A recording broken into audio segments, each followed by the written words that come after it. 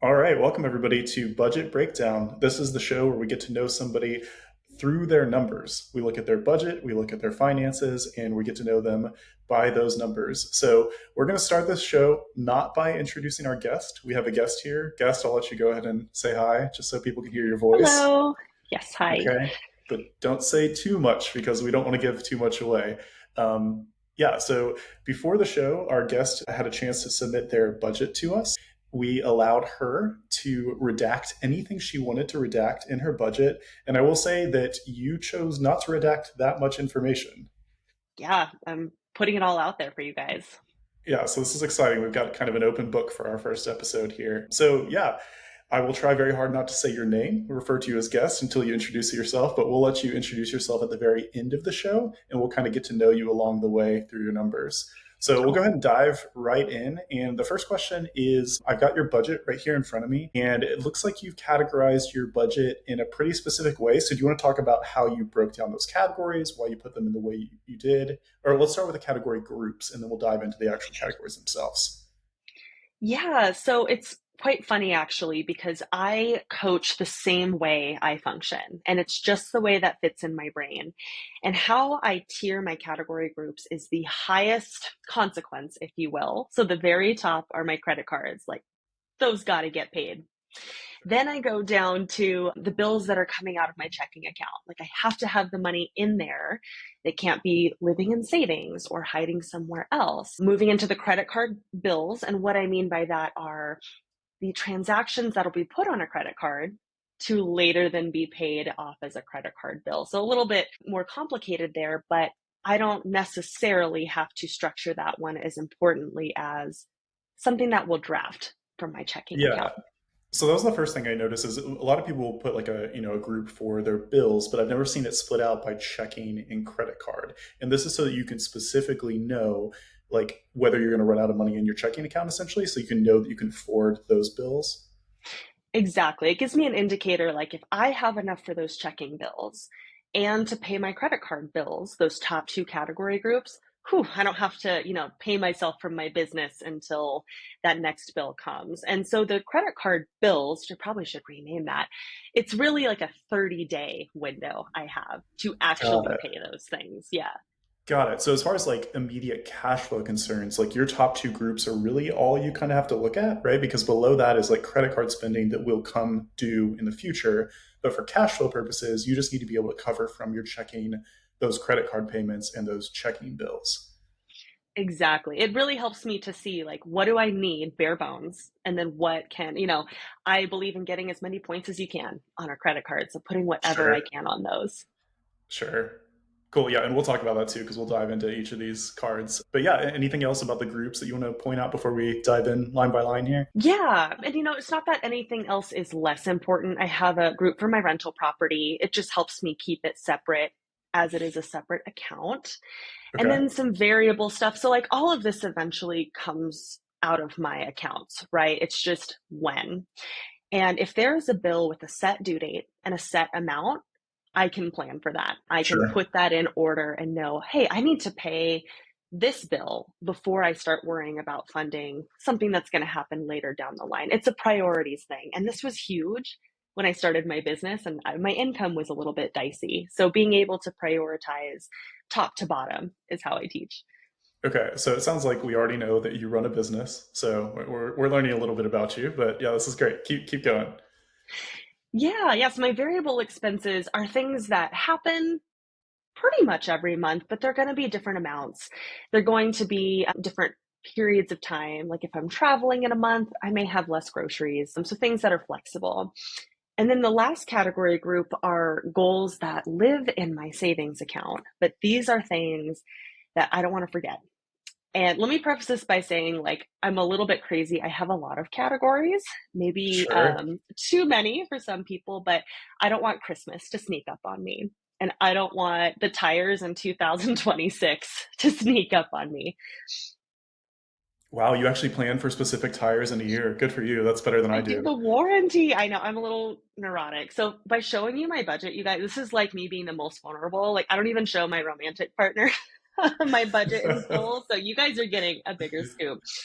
This is great. Okay, cool. Well, let's go ahead and take it from the top and dive in kind of line by line. So you mentioned first that you love to get those like credit card points, right? So I noticed that you have three different cards on here. How did you choose those cards? Like, what are you trying to max out points wise on each of those? Do you try to split up your purchases? Like, how do you think about those three cards essentially? Absolutely. I'm really not a pro with this. There are some like credit card hackers out there, and I like to balance not having too many things because money is complicated enough. And I use my budget coach to keep it simple. And the three cards I have are the Southwest Airlines card because that's an easy win. Okay, okay. I actually have taken 20 free flights in the last 10 years, Hey, all from stuff I had to pay anyways, right? And I was able to just pay that card in full because of using my budget coach. So that one's strategic so that I feel like I can travel because travel cool. seems like an extra for a lot of people.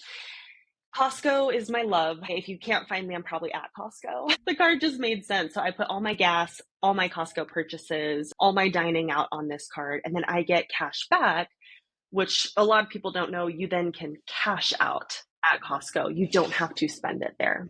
Nice. What type of percentage do you get on like gas and groceries with that Costco? I'm curious. Yeah, it's 4% on gas, and it can be any gas station. And Wow, that's it nice. adds up. Yeah. So I always get my Costco membership paid from this amount, as well as some leftover, which ends up paying for groceries or, toilet paper, things like that. And then Cool. Chase card, that's just an extra. I had a promotion. I wanted to kind of pad my credit limit, credit score strategy. So I got that one just to keep a little balance on, and I get cash back from that purely. Nice. Okay, cool. So it sounds like you've picked cards that kind of fit your lifestyle. With the travel cards, I'm always curious. Yes, you can save up for points, but what's the opportunity cost? Like, is it cheaper to save up for those points that way, or if you've just done a cash thing? I think it's a little bit better if you plan on spending it for flights to use one of these flight specific cards. Totally. There are so many ways to think about it. And I'm like, I've been a long time customer of theirs. I've got a really good limit. And for me, I can focus on the detail work of these things and just be like, all right, I have points there. This will get me, sometimes it's a short flight, like just one state over, and that's a free flight. But to me, it helps to have the simplicity of, all right, this many points, I can get a flight, I can go travel and feel like it's free when really it was just paying those bills I had. Cool. And then for those of you who are keen listeners here, she said Southwest Airlines and lots of flights. So I'm assuming she probably lives near a Southwest hub. I don't know if that's a clue or not, but They're everywhere now. Yeah. okay. Okay. So I don't know if we're trying to piece together here more about you, but let's go ahead and dive into Oh, these checking bills. So it looks like you've cool. got here term life, your IRA, something called WL with an umbrella emoji, which I'm not sure what that one is, and then your debit household. So can you dive into those and tell us a little about them? Yep. So I do believe in financial products to support all of these goals. So I've got a term life insurance, and the WL is a whole life policy that I pay Got it. into. Okay, And cool. then the IRA is just that, my retirement account. And so those are the kind of my three longer term things I invest in every month. Then the debit household, those are things, it's Target. So there's literally a Target emoji because that is the only time I will put household things on a debit card, and it's the Target Red card. So that's my favorite way to save 5% at Target. Got it. Okay, so you almost snuck Target under the radar here because it was an emoji Yes, and I didn't know. But yes, okay, okay. yes. Cool. Okay, so let's look at credit card bills. So these are now the bills that you'll put on your credit card, and you've got quite a few of these. So I guess let's start with daycare. First off, I would like to ask, how in the world is your daycare $5.38? Something is wrong here. Yes. Oh gosh. And people laugh at me when I show this. So I really believe in diversifying yourself as well as your income. So something I do on the side is I teach at local gyms and I teach group fitness. Okay. And with that, I get the perks of free gym membership. So, like, you'll see there's no gym membership bills in here.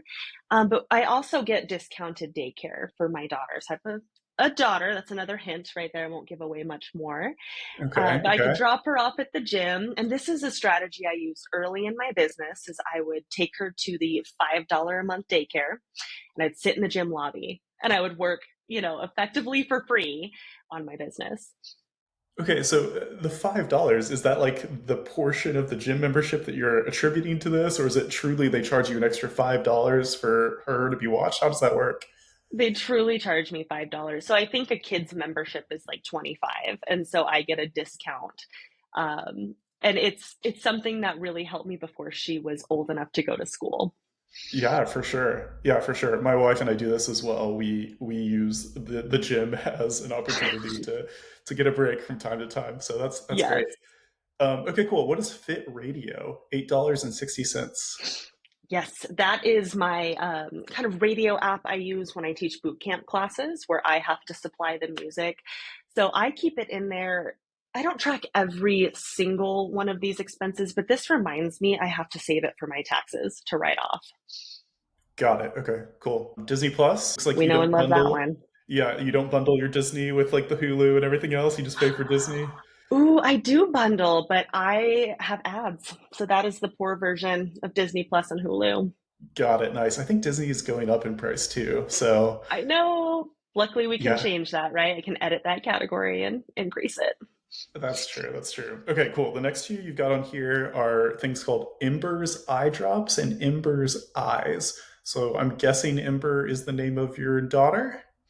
Yes, that is my daughter's name. And she is in a little like eye program. So she needs glasses and she needs more vision care. And that's probably one of my biggest monthly bills right there. It's a big chunk of change, but that allows her to get care beyond our vision insurance. So yeah, those are the Okay. two things for her eyes.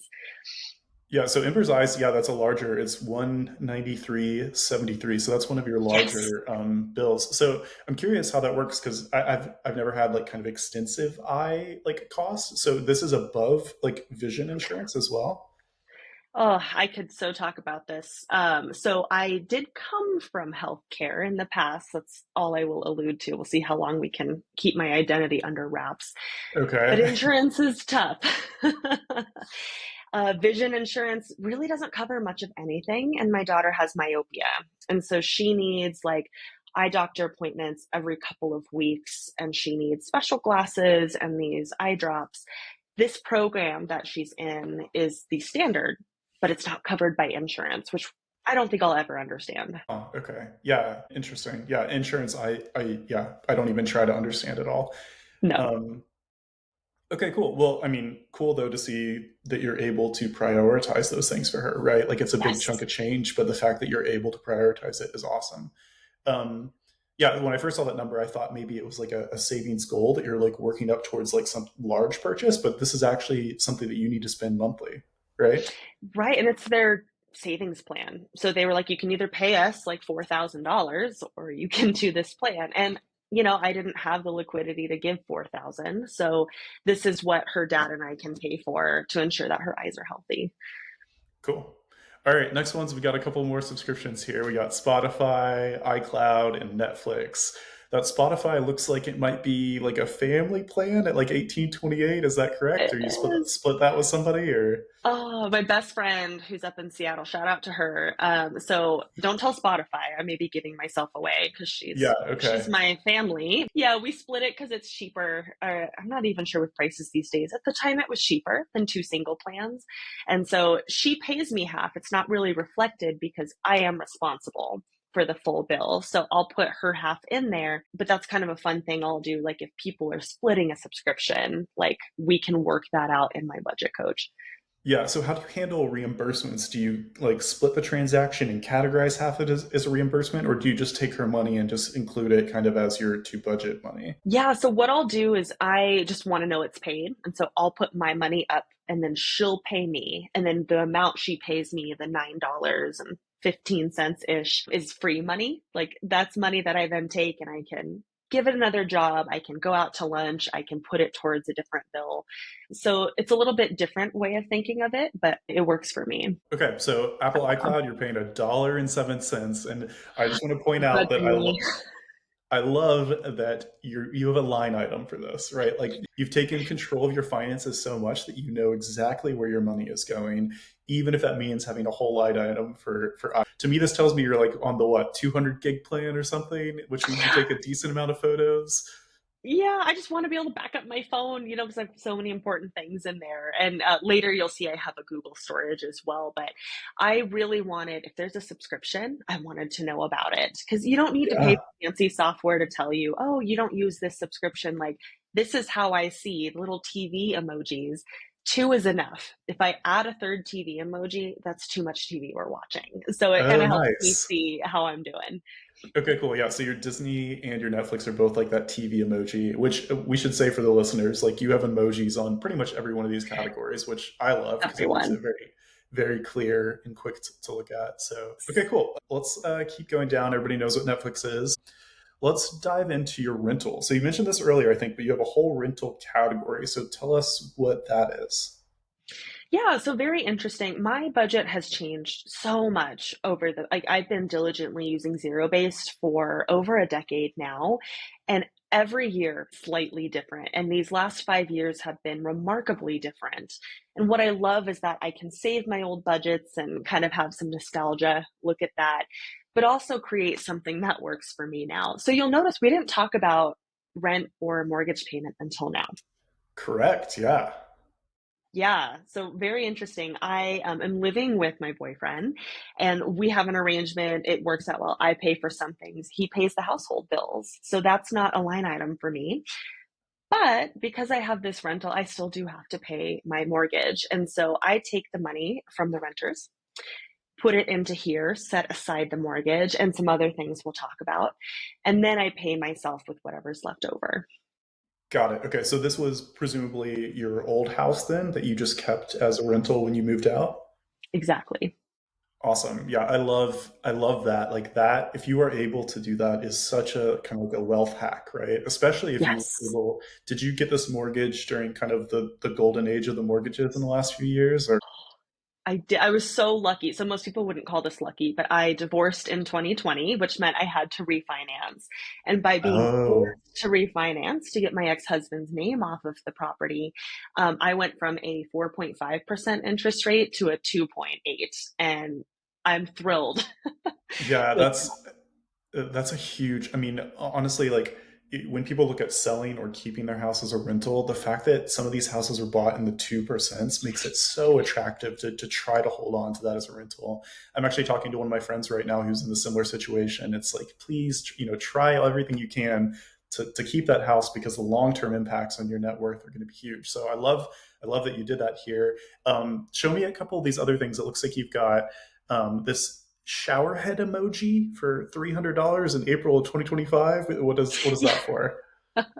Yes, so not only do I plan for the monthly, but I hate being hit by a big expense. And it may not even be that big. You'll see later on, I have some things for like $50, but sometimes you don't want to fork over that surprise amount of money. And I don't believe anything is a surprise. I have a water softener in that house. So I live in a place where our water is very hard. This is tough for me.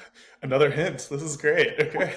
I'm not sure that means much, but we have a water softener that I don't want to break. So every year it costs $300 for maintenance in April. And Okay. I put aside a little bit, like right this second, I haven't put money in there, but I know I should be setting aside a little bit of money. So when the time comes, I can just put it on a credit card, right? Because I want those points, pay it in full, and the softener is taken care of. Got it. Okay. And I think that I don't know if we actually said the number for the listeners who don't have a visual here, but the number on the mortgage is 1,087.94. I just want to point out once again that that's on a 2.8, right? If that was on the Yes. 4 or today's like 6.5 or 7, like you'd be looking at like 14, 15, 16 probably. So again, so cool that you're able to cash flow probably the excess there, which is great. But it Yeah. also looks like you have a savings cushion under your rental category. So you've got $1,000 that you've budgeted all of that this month just to kind of have it there and be ready, I guess. Yeah, so I'm nervous. The house is not very old, but I'm just terrified our refrigerated air is going to die. And that I've already gotten quotes is like $20,000. So, really big. I can't afford that right now without taking on some debt or, moving things around drastically. So, my goal is to stick some money in. I had a little extra I could put in this month, I would love to just have 20,000 sitting there so I could sleep at night. Something breaks, I've got it. Yeah, 20,000, man. That's going to take a bit to get up there. Are you trying to Yes. do that at a certain pace, or is it just kind of whenever you're able to? Do you sweep your extra money? Is this where the extra money goes at the end of the month when you save in other categories? It is. So like I'll always make sure I can pay myself a little bit because it feels good and rewarding to have that. So I'll pay myself some. I'll of course pay the mortgage, put aside to these goals, but I really want to be intentionally putting the savings money in because things happen. Maybe it's not that. Maybe it's garage door breaks and it's a smaller expense, and 1,000 could be the difference between debt Sure. and, in my opinion, sleeping at night. Yeah, totally get that. So this savings cushion is for your rental kind of category. Do you have a savings Right. cushion outside of your rental category for just like other problems in life, or is this kind of the area that like really stresses you out the most?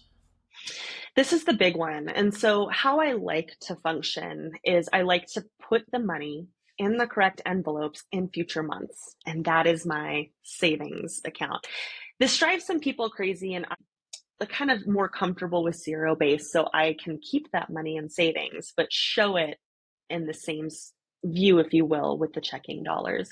So I know, okay, my money will last me these many months forward for these jobs versus just having a chunk that sits there and is really tempting. Oh, there's $20,000 sitting there. There's this much money. No, all of that has a job. And that job is saving my butt if I can't work for 3 months. For sure. Yeah, my wife and I do the same thing. We budget out a couple of months. I think we try to do like 2 months out or like this month and the next month. And if we have those, then we feel like the extra we can start putting towards like goals or investments or whatever. But like that 2 month buffer is what makes us kind of be able to sleep at night, like you said. So Yeah, that's cool. exactly. All right, let's dive into these variable expenses. And I love the emoji you have by this category group, which is like the girl with her hands up, like, I don't know. So I love that sets the tone for these. But okay, so you've got groceries, clothes, business gym expenses, gas. There's a lot here. So I'll let you just kind of highlight any of those that you want to talk about.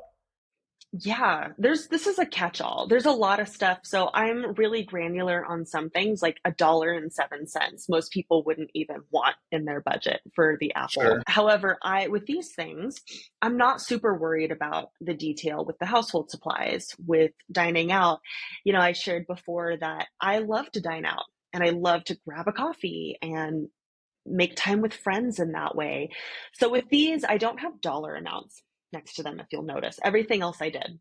Yeah, so you've got a certain amount that you've budgeted for this month, which is like July, right? So are these Mhm. numbers kind of specific to July, or are you just covering spending as it happens? Like what are you kind of doing here? This one I used to be really good and I said, okay, groceries will be 500 a month, when I was living alone and I could do that. And clothes, I'm not going to spend unless I have this much in there. And I found that was so restrictive that I would feel some guilt and shame. Like if my gas, how much control do we really have over how much gas costs? Like, let's be honest. You could put a number. Yeah. Sure. Yeah. So I just leave it, and honestly, this is an area, this is my admission to everybody here. I cover overspending here. So I have Okay. a rough idea. I'll put some money ahead of it and I'll say, well, I probably will spend this much. But these are the areas where I tend to have to move from other categories and play around with. Because sometimes special dining, I'll take a friend out for her birthday or it'll be date night. And that's different than going through the drive through to get a coffee. So I separate those things out, but I don't feel the need to put money aside every month because I think those dollars could be put elsewhere. Okay, cool. So as far as the numbers here, groceries, you've got 282. Now that's not your whole month, right? Because we're only about halfway Correct. through July. So that kind of reflects that maybe about 500 or 600 is what you are kind of looking at for the month of July for groceries. Dining out looks like it's on pace to be about 400 per month. And I will say that those, I guess I compare it to myself. We have a family of four. So those numbers seem low to me. Do they feel low to you? Do you feel like you do a good job of reining in kind of spending on food? Keep in mind, so this is kind of unique. Well, I wouldn't say unique, but I live with my boyfriend. We do split things. So I'll buy half the groceries on my card. He'll buy half the groceries. So I'm not factoring in a whole other person. So that number is probably doubled for our family of three. Got it. Okay. And then also another hint here is I'm going to guess your daughter isn't a teenager because teenagers eat more food, right? So Right. I'm Although I just, I'm could put a just, berries category. She would blow that one off the yeah. budget. And berries are expensive. Fruit is so Yes. expensive. Okay, cool. Yeah. I like how you have dining out and special dining as like separate concepts, right? Because they Yeah. fulfill kind of different roles for you, which is cool. You've also have gifts slash seventh tradition on here, which is 93 Yeah. a month. Do you have like recurring gifts, or do you kind of just in general say, ah, there's about this many birthdays in a year? Like, how do you? This is always a not a contentious one, but when me and my wife are always like, how much do we put in there? So I'm curious how you do that. That's another one. So, for example, later on, I have Christmas. Very intentionally, I set aside money for so that I can buy all of those gifts and things at once. I have a lot of people who I love and who I buy gifts for throughout the year. And this is one where I'll just look ahead and I'll say, okay, for the month of August, I've got two birthdays, and I usually spend this much on a friend, and I usually spend this much on the other. And I'll kind of give myself some grace there. But I found that I want some freedom to be able to do what I want and maybe pad a little more. So if it's less than $100 for any individual, I don't plan specifically. But if it's a bigger thing, like my boyfriend just celebrated a milestone birthday, that one was a bigger gift. I'll make it a savings goal and I'll like chip away at it slowly.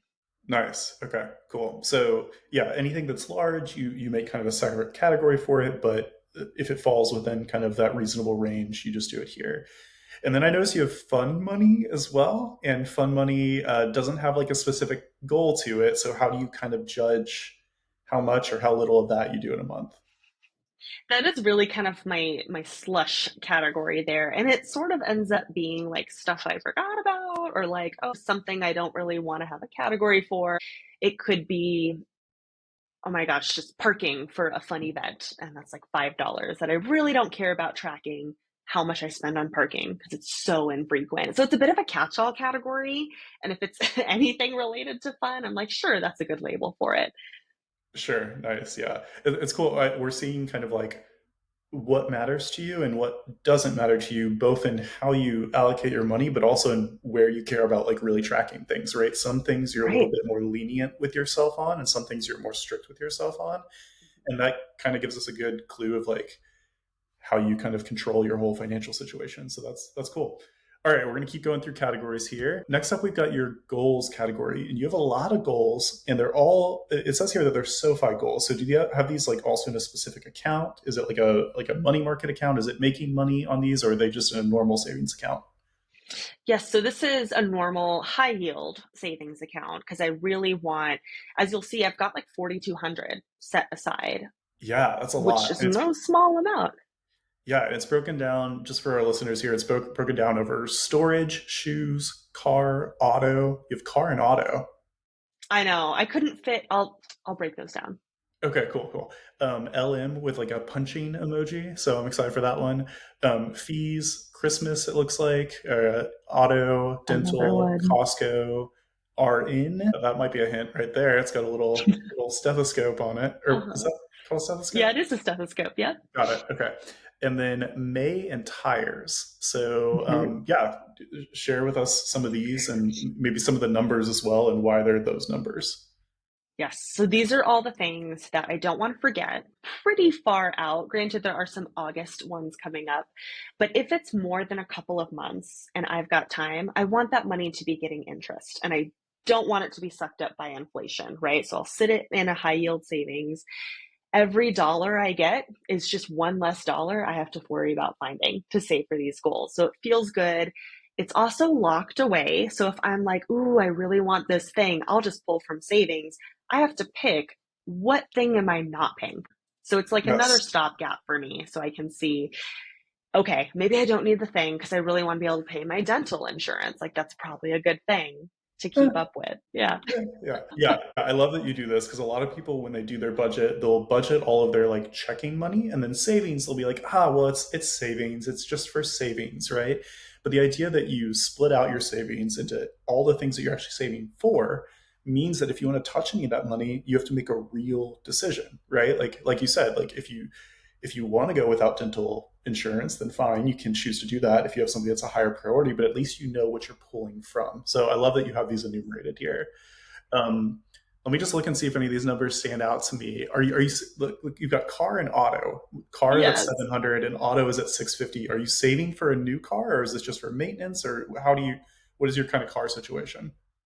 Okay, so with these guys, the auto with the little red car, I have two of them, September and March. Those are my every 6 month car insurance payments. I will plan for the entire year. It seems really silly. A lot of people I work with are like, I just want to worry about the next one and not stress about the one after that. But I like to see the snapshot of what's coming up and what it truly costs me each month, even though I don't pay it monthly. Got it. Cool. And then the car Then one, the is that car, maintenance?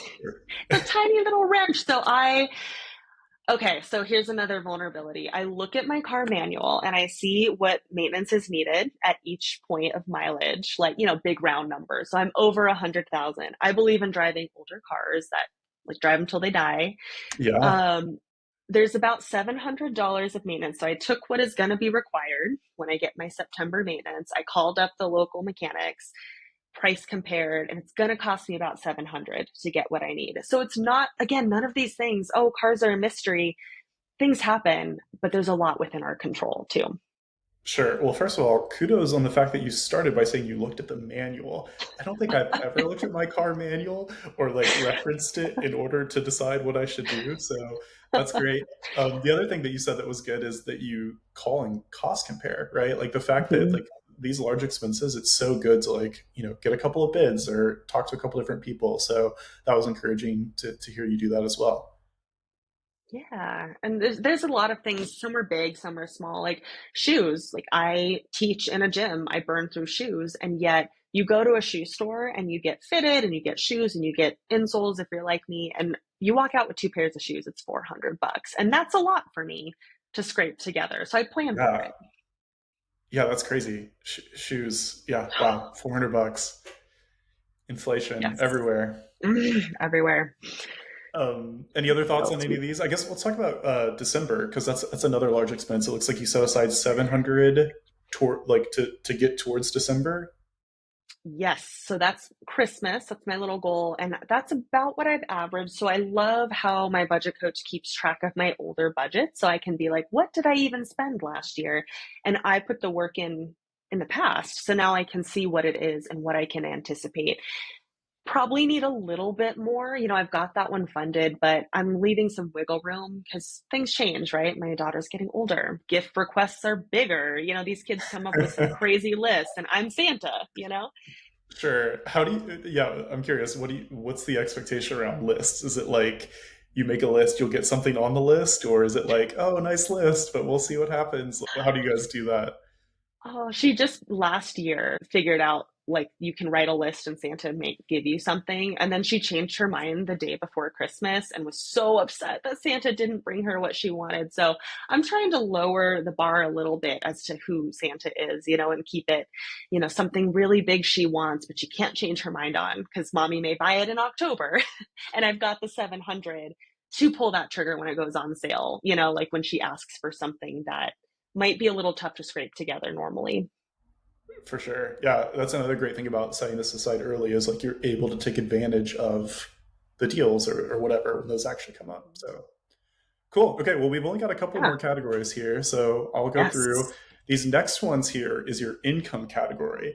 And I will say this is the only part of your budget that you have redacted from us. So I can see that you've got income from five different sources, but the amount you get has been redacted, which totally makes sense. But let's talk Yes. about what these sources are because that part was not redacted. So it looks like you get income from NBC, from miscellaneous, from coaching, from your rental, and then from your gym. So I think we've talked about a lot of those already. Are there any that you want to expand on?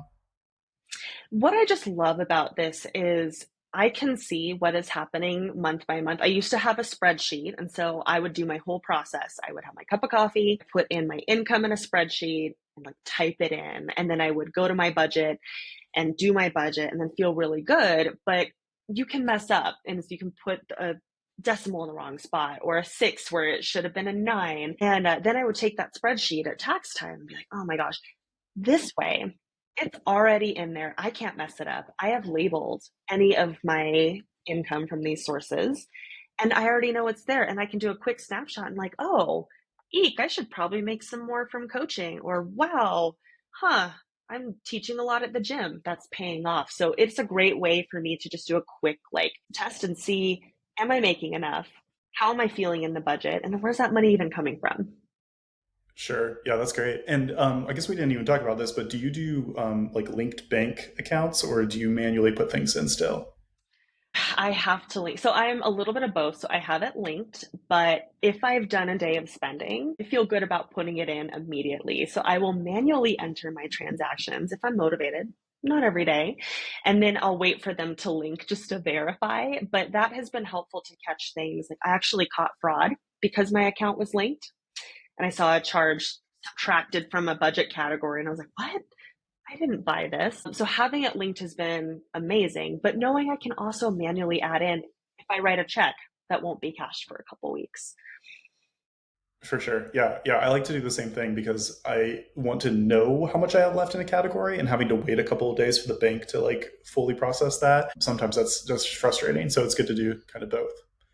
Cool. Also, like five sources of income, that's great, right? Like they say, like it's good to diversify your income streams and like have all these different ways. So that's really cool that you've got five different sources coming in. Yeah, and the miscellaneous, sometimes that's like, okay, so you said when my friend pays me back for Spotify. That's how I label it. Is it's random, a Venmo transaction, or when my daughter's dad pays for something for her. Those are the things that I'm not going to track so diligently, but it is money coming in, so it does need a label. Yeah, for sure. And in the zero-based world where you're controlling like every dollar, like you have to account for that somewhere. So that's cool.